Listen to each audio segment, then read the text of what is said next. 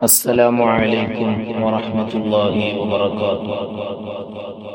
അഞ്ചാം ക്ലാസ്സിലെ പ്രിയപ്പെട്ട കൂട്ടുകാരെ, മസായിലുൽ ഫിഖ്ഹിലെ രണ്ടാമത്തെ പാഠം വായന. അദ്ദർസു സാനി ലാ തഖറഉൽ ഹായിദു അൽ ഖുർആൻ.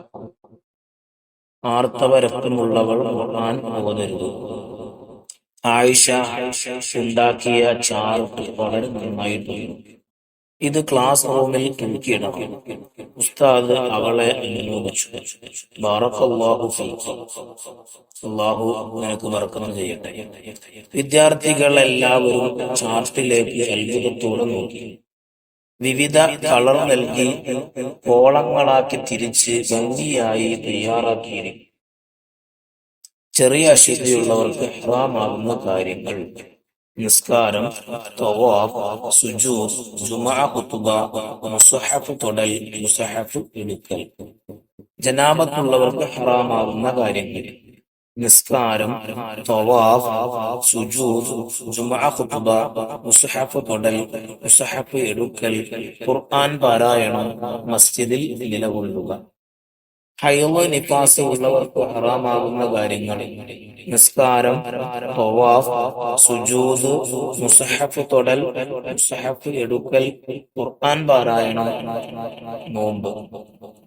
ഉസ്താദ് പറഞ്ഞു, ഇതുപോലെ എല്ലാവരും എഴുതി തയ്യാറാക്കണം. ശരിയായി പഠിക്കുകയും വേണം. ചെറിയ അശുദ്ധിയിൽ നിന്ന് ശുദ്ധിയാവാൻ വുളൂ ചെയ്യണമെന്ന് നാം പഠിച്ചിട്ടുണ്ട്. ഇന്ദ്രിയം സ്കരിക്കുക, സംഭോഗം ചെയ്യുക, ഹൈമുണ്ടാവുക, നിഫാസ് ഉണ്ടാവുക എന്നീ കാര്യങ്ങൾ ഉണ്ടായാൽ വലിയ അശുദ്ധി ഉണ്ടാവും. വലിയ അശുദ്ധിയിൽ നിന്ന് ശുദ്ധിയാവാൻ കുളിക്കണം. വലിയ അശുദ്ധിയിൽ നിന്ന് ശുദ്ധിയാവാൻ ഞാൻ കുളിക്കുന്നു എന്ന നിയ്യത്തോടെ ശരീരത്തിലെ മുഴുവൻ ഭാഗങ്ങളിലും വെള്ളം ഒഴുക്കലാണ് ശർഈയായ കുളി. നിങ്ങൾ ജനാബത്തുകാരായാൽ ശുദ്ധിയാവണം.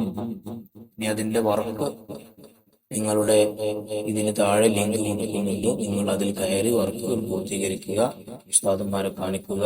അസ്സലാമു അലൈക്കും വറഹ്മത്തുള്ളാഹി വബറകാതുഹു.